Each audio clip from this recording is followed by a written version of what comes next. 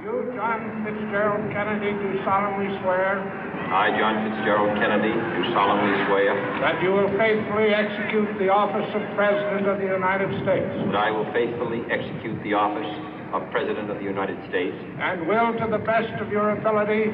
And will, to the best of my ability. Preserve, protect, and defend the Constitution of the United States. Preserve, protect, and defend the Constitution of the United States. So help you God. So help me God.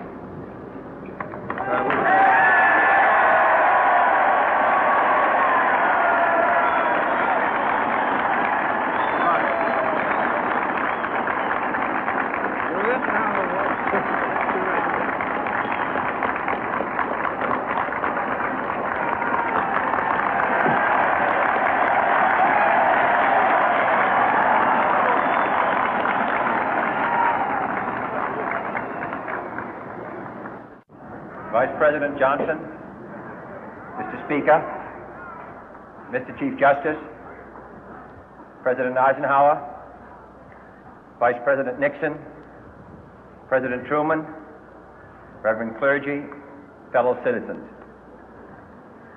We observe today not a victory of party, but a celebration of freedom, symbolizing an end as well as a beginning, signifying renewal as well as change.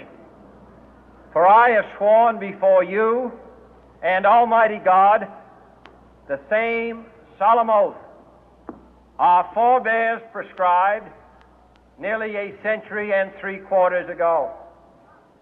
The world is very different now, for man holds in his mortal hands the power to abolish all forms of human poverty and all forms of human life. And yet the same revolutionary beliefs for which our forebears fought are still at issue around the globe. The belief that the rights of man come not from the generosity of the state, but from the hand of God. We dare not forget today that we are the heirs of that first revolution. Let the word go forth from this time and place to friend and foe alike that the torch has been passed to a new generation of Americans born in this century, tempered by war, disciplined by a hard and bitter peace, proud of our ancient heritage, and unwilling to witness or permit the slow undoing of those human rights to which this nation has always been committed and to which we are committed today at home and around the world.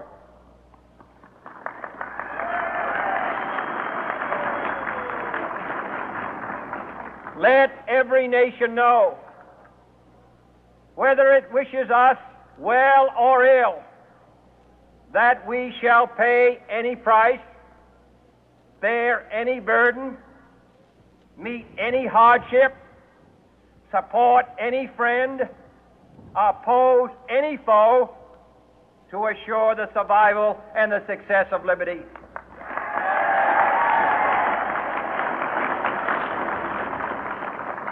This much we pledge and more. To those old allies whose cultural and spiritual origins we share, we pledge the loyalty of faithful friends. United, there is little we cannot do in a host of cooperative ventures. Divided, there is little we can do, for we dare not meet a powerful challenge at odds and split asunder. To those new states whom we welcome to the ranks of the free, we pledge our word that one form of colonial control shall not have passed away, merely to be replaced by a far more iron tyranny. We shall not always expect to find them supporting our view, but we shall always hope to find them strongly supporting their own freedom, and to remember that in the past, those who foolishly sought power by riding the back of the tiger ended up inside.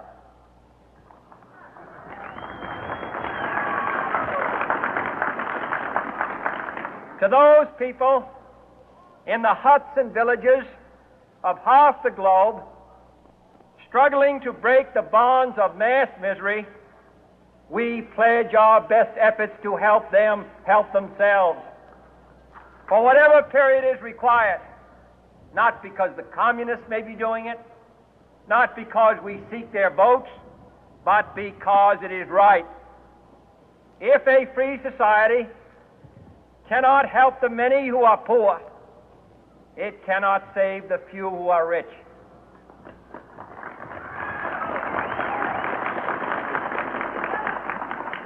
To our sister republics south of our border, we offer a special pledge to convert our good words into good deeds, in a new alliance for progress, to assist free men and free governments in casting off the chains of poverty. But this peaceful revolution of hope cannot become the prey of hostile powers. Let all our neighbors know that we shall join with them to oppose aggression or subversion anywhere in the Americas. And let every other power know that this hemisphere intends to remain the master of its own house.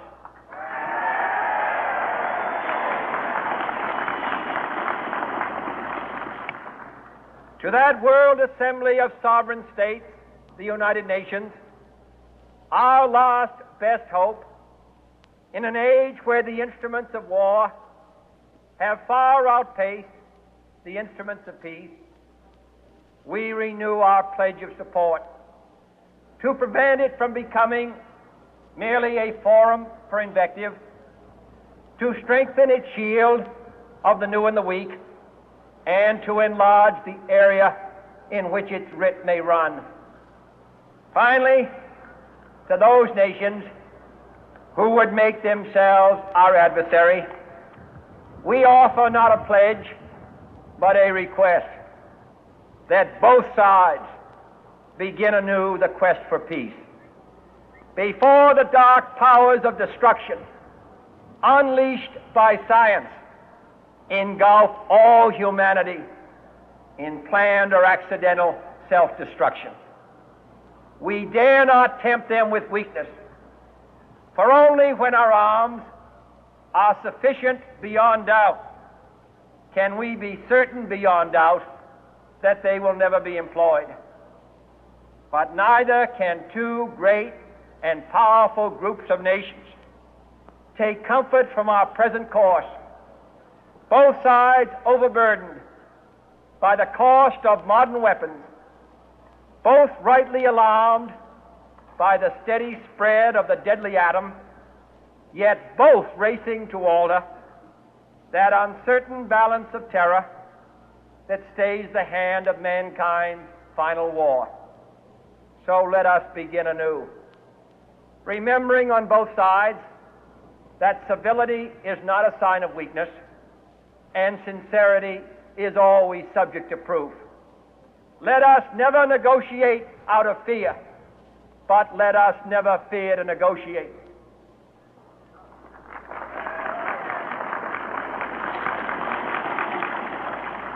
Let both sides explore what problems unite us, instead of belaboring those problems which divide us.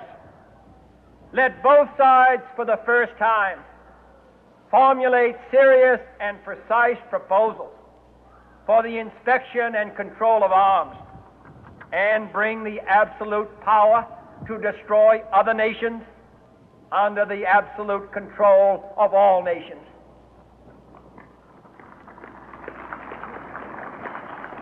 Let both sides seek to invoke the wonders of science instead of its terrors. Together, let us explore the stars, conquer the deserts, eradicate disease, tap the ocean depth, and encourage the arts and commerce. Let both sides unite to heed in all corners of the earth the command of Isaiah to undo the heavy burden and let the oppressed go free. And if a beachhead of cooperation may push back the jungle of suspicion, let both sides join in creating